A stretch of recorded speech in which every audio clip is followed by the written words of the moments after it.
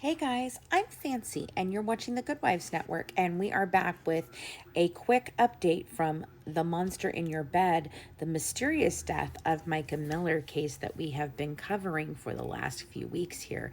As you may know, Mica Miller is the estranged pastor's wife who crossed the border from South Carolina, where her home is in Myrtle Beach, to North Carolina, drove to Lumber River State Park, supposedly made a 911 call from the parking lot, letting authorities know that she was going to attempt to unalive herself. She walked 20 minutes out through the marsh and everything else, and supposedly unalived herself with a gunshot wound. But there were 2 bullets shot that day, so I don't know. There's a lot of suspicious stuff. But this is a text message chain of between Mica and JP and her best friend Charlotte and her divorce attorney. So Charlotte stated that this happened after a joke that JP had asked his wife, "Who would you kiss if you had to kiss a woman?" To which she said, "Well, I'm not interested in kissing women, so nobody." And he kept pressuring her and pressuring her. And so when she finally got to a point that she couldn't avoid his question any longer, she answered that she would maybe kiss Charlotte.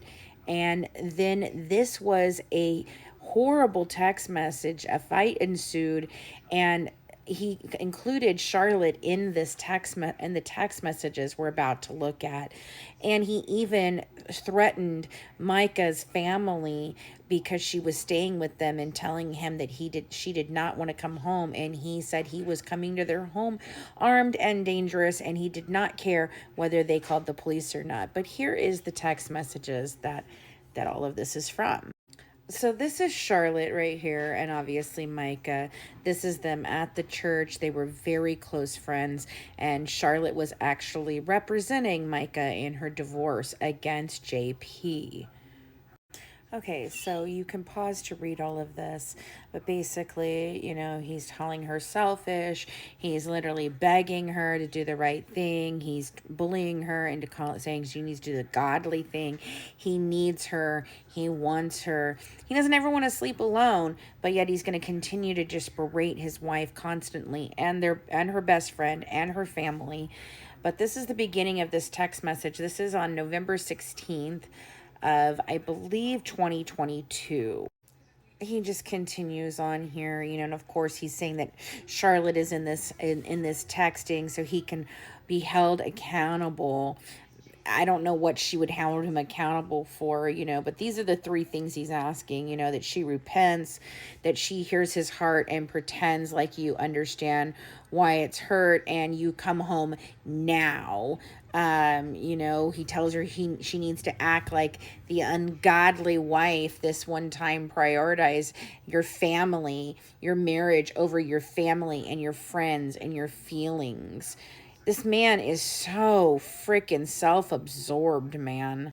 If you're not going to repent and you're not going to come home right now, he's not going to feel loved or safe or prioritized. Their marriage is officially over, and I cannot allow my heart to be put through this ever again. Meanwhile, he's having an affair during... I just... Go ahead, Charlotte. Ask Mica why she would want to so badly to stay with you. God, he's so disgusting. Just pause to read his nonsense. So now he's telling her that if by 9 a.m. there's nothing, that she doesn't respond and do the things that he's wanting her to do, there's going to be nothing left inside the house that has anything to do with her. If you want your clothes, your shoes, your jewelry, your pictures, your furniture, your books, anything that is an attachment to you, then you need to be here before 9 a.m. Everything is going to the Goodwill. And so she's like, "Why are you being crazy? I just wanted to visit my sister." And he's like, "Why put your sister before your husband? That's the continual problem." So he goes on to tell her that she needs to put her husband first. And she says, well, I make 100 decisions a day that put you first. And no wife would do this to their husband in his most desperate time of need. And then he just keeps on, I'm coming to you. You're a horrible wife to do this. When I arrive, I'm going to raise hell. Sierra, Matt, Aries will be up all night. If you leave now, I'll turn around. And she says, if you come here, you're trespassing. He's like, yeah, I don't care. Ha ha ha. That's funny. You can call the cops. You did this. Psycho, man. And to which she tells him, you can't come to someone's house threatening with a GUN. There's kids involved. Ha ha ha, I don't care, laughs out loud. I have no GUN, crazy. See you soon. So then she says, you just texted my sister you're armed, psycho. That doesn't mean GUN. Everyone gonna be awake all night. Bye, can't text and drive. So she says, you don't say shit like that. And he's like, ha ha ha, you're upset, laughs out. That's funny. How should I handle it when you're upset? And so she tries to, assuage him, and get him to calm down here. I'm sorry for hurting you. I'm sorry. He tells her, then come home now. She says, I don't feel safe. He says, laughs out loud, whatever, then stay away forever. That's shit. We're going to be up all night anyway. There's only one way this will work. You come home now. This guy. So here he's telling her that he's about to leave and come to her. Even though she doesn't want him there, and he tells her he's only got 3 hours and 7 minutes to get there. She better be ready. And this was a message back from her sister from him. He says he's on her way to your house. Be there at 12:55. Her sister says, we don't want any drama here. That was the pretense of Mica coming for a visit. This is just Mica alone. So he says, I'm 3 hours away. And she says, well, Matthew will not let you inside. We aren't doing none of that tonight. He said, that's fine. You can call the cops. And she said, our dog can barely handle visitors as it is, let alone anything drama. And he says, I'm armed, I'm ready.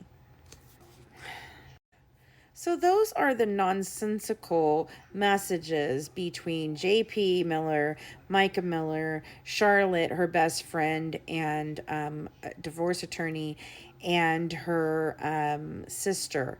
We put up the information about the best friend and the interview that was done with Jessie from Law and Crime yesterday, so you should definitely go check out. She talks in depth about these text messages and what was going on at the time of them.